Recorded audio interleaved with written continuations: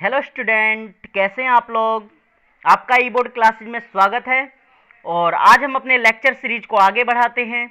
और आज का जो हमारा टॉपिक है वो है अम्लराज।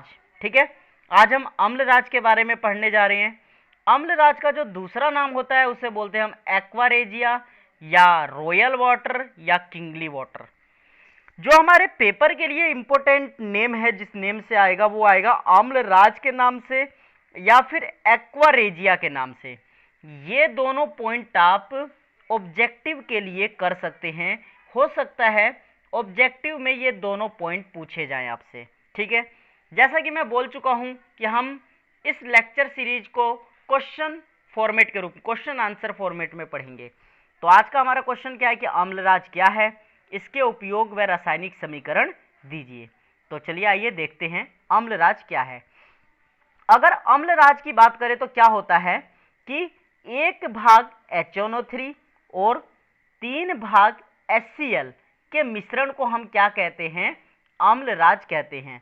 यानी कि जब हम किसी मिश्रण में 1 भाग HNO3 और 3 भाग HCl को आपस में क्या करते हैं, मिलाते हैं, तो हमें अम्लराज प्राप्त होता है। थ्योरी देखिए, 1 भाग नाइट्रिक अम्ल 3 भाग हाइड्रोक्लोरिक अम्ल के मिश्रण को हम अम्लराज कहते हैं। ठीक है, अब इसे आप लोग देख सकते हो, ये रहा लिख दिया इसने रिएक्शन में शॉर्ट में कि इन दोनों को हम एक्वारेजिया कर रहे हैं। अब ये दोनों जब आपस में रिएक्शन करते हैं तो क्या होता है, आप नोटिस करो, यहां पर हाइड्रोजन के टोटल कितने मॉलिक्यूल्स हैं, तो आप देख पा रहे हो 3 तो यहां पर है और 1 यहां पे है। टोटल 4 हाइड्रोजन है। ये 4 हाइड्रोजन क्या करेंगे, 2 वाटर के मॉलिक्यूल्स को बाहर कर देंगे। आप जानते हो एक H2O में 2 हाइड्रोजन यूज होते हैं, तो 2 H2O में 4 हाइड्रोजन आ जाएंगे। अब इसकी वजह से क्या होगा, यहां से 2 ऑक्सीजन बाहर हो जाएंगे। अब जब यहां से 2 ऑक्सीजन बाहर हो जाएंगे तो आप सोचो जरा बचा क्या। एक तो ये हाइड्रोजन खत्म हो गया, ये हाइड्रोजन खत्म हो गया, यहां से ये 2 ऑक्सीजन खत्म हो गए, 1 बचा। तो अब आपके पास जो बच रहा है, क्लोरीन बच रहा है और ऑक्सीजन बच रहा है। क्लोरीन कितने बच रहे हैं, तो 3। तो यहां पे क्या हो जाएगा, ये 2 क्लोरीन बाहर निकल जाएगा। क्लियर। और ये जो 2 क्लोरीन है यही सबसे बड़ी भूमिका निभाता है आगे किसी रिएक्शन को कराने में, क्योंकि यही क्या करता है, आगे जाकर किसी भी जो मेटल है, मेटल के साथ क्या करता है, क्रिया करता है। आगे क्या निकल जाएगा, अब 1 क्लोरीन बचा है और NO बचा है, तो ये NO क्या हो जाएगा, बाहर निकल जाएगा, NOCl, जिसे हम कहते हैं नाइट्रोसिल क्लोराइड। क्या कहते हैं हम इसे, नाइट्रोसिल क्लोराइड कहते हैं। अगर नाइट्रोसिल क्लोराइड के बारे में थोड़ा सा बताऊं तो ये जो आपका है ये अस्थायी प्रोडक्ट होता है। ये फर्दर जो है NO यानी कि नाइट्रिक ऑक्साइड और प्लस क्लोरीन के रूप में टूट सकता है। इसलिए कभी कभी क्या होता है कि अलग अलग बुकों में NOCl ना लिख के वो NO और प्लस क्या लिख देते हैं, Cl2 लिख देते हैं। इसलिए आप कभी भी कंफ्यूज ना हो। ओके, आगे चलते हैं हम लोग।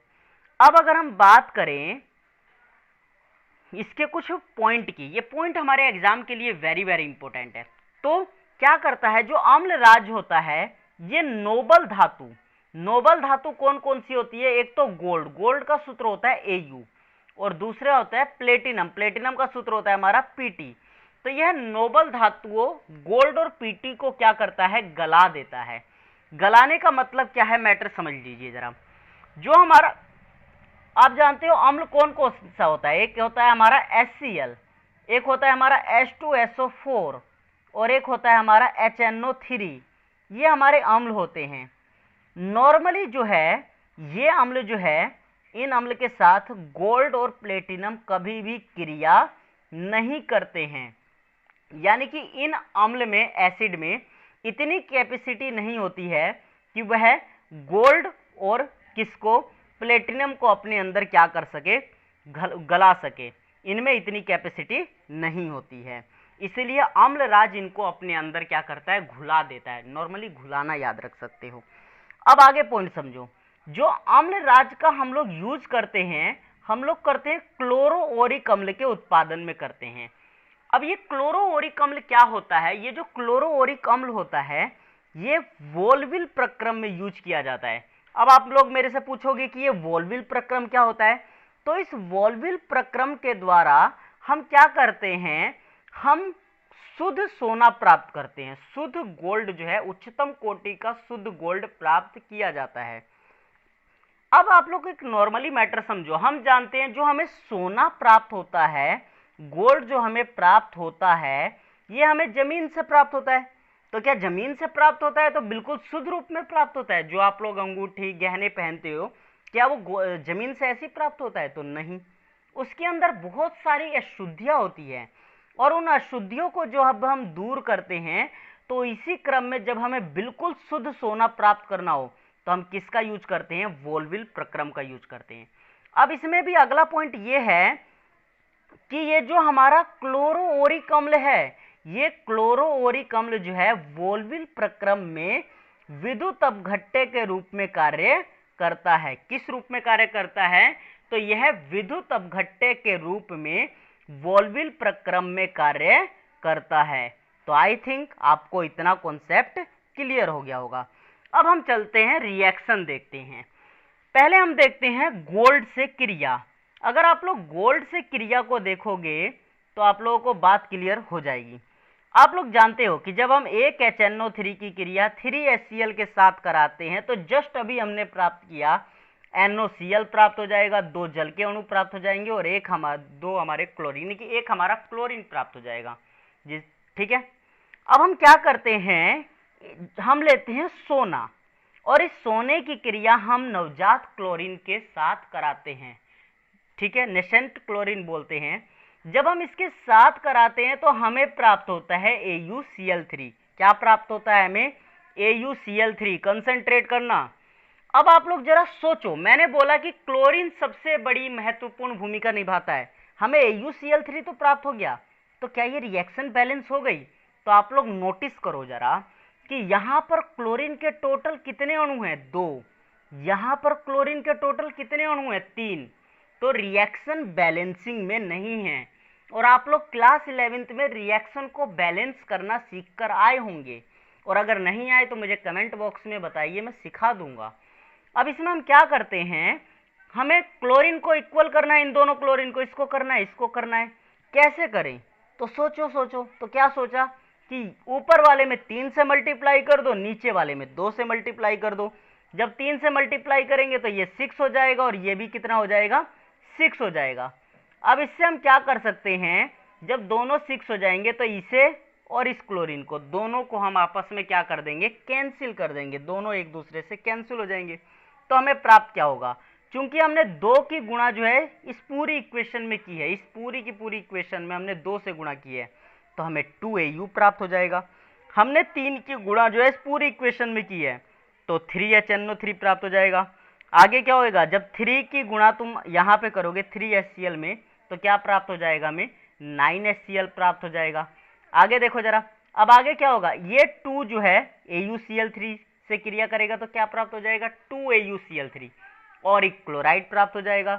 ये 3 जब NOCl से क्रिया करेगा तो 3NOCl प्राप्त हो जाएगा, और 3H2O 6H2O प्राप्त हो जाएगा। क्लियर? अब इसमें हमारा अगला समझने लायक पॉइंट क्या है वो देखें जरा।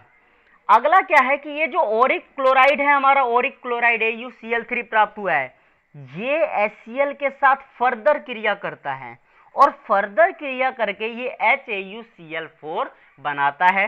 जब आप लोगों को मैं चैप्टर नंबर 9 उप सहसंयोजक यौगिक पढ़ाऊंगा तो इसके बारे में सब कुछ एक्सप्लेन कर दूंगा। अब इसका नाम क्या होता है, तो इसका नाम होता है हाइड्रोजन टेट्राक्लोराइडो ओरिक एसिड होता है। तो ये हो गई हमारी सोने से क्रिया। आगे चलते हैं। आगे हमारा जो नेक्स्ट पॉइंट है वो है प्लेटिनम से क्रिया हम लोग कराने जा रहे हैं। अब प्लेटिनम से क्रिया में भी पहली लाइन तो सेम ही रहनी है जैसे ऊपर थी। क्लियर है? तो आप लोग पहली लाइन तो देख लेंगे। दूसरी लाइन में देखो क्या करेंगे। दूसरी लाइन में इस प्लेटिनम की क्रिया हम क्या करेंगे, इस बार 4Cl के साथ कराएंगे, और क्या प्राप्त हो जाएगा? PtCl4 प्राप्त हो जाएगा। आई थिंक आप लोगों को इतना कॉन्सेप्ट तो क्लियर हो गया होगा। जब हमें PtCl4 प्राप्त हो गया तो अब बताओ क्या ये क्लोरीन और ये क्लोरीन इक्वल हैं? तो नहीं है। तो इसे इक्वल करो। इक्वल करने के लिए क्या करें, तो हमें पता है यहाँ 2 है, यहाँ 4 है, तो यहाँ तो गुणा कर दो 1 से। जब 1 से गुणा करेंगे तो क्या हो जाएगा, ये 4Cl ही रहेगा। और यहाँ गुणा कर दो कितने से, 2 से।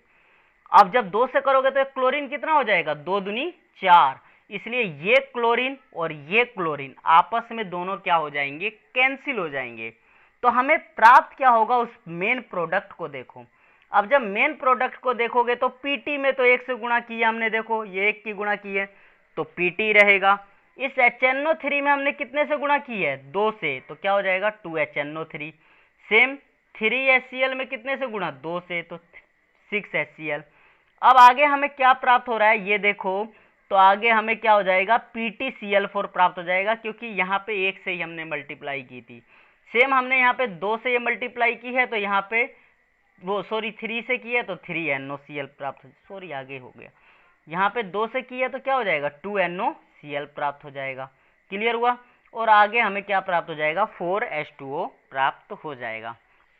अब आगे चलो, जैसे पीछे हुआ था AuCl3 ने जैसे HCl से क्रिया की थी, तो भाई ये भी तो क्रिया करेगा, और ये क्रिया करके क्या बनाएगा, ये H2PtCl6 बनाएगा, जो मैंने बोला कि मैं चैप्टर 9 में आपको इसके बारे में बहुत अच्छे से समझाऊंगा।